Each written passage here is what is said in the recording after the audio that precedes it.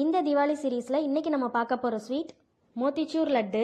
அதுக்கு ஃபஸ்ட்டு நம்ம ஒரு பவுல் எடுத்துட்டு கடலை மாவு 2 கப், 1 டம்ளர் தண்ணி ஊற்றிட்டு விஸ்க் வச்சு நல்லா கட்டி இல்லாமல் கலக்கிக்கணும்.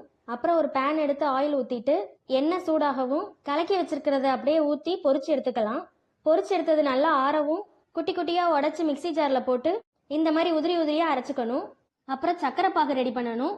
அதுக்கு ஒரு 2 கப் அளவுக்கு சுகர் சேர்த்துட்டு 1 டம்ளர் வாட்டர், ஃபுட் கலர், 2 ஏலக்காய் போட்டு நல்லா கொதிக்கவும் 1 ஸ்பூன் நெய் சேர்த்துக்கணும்.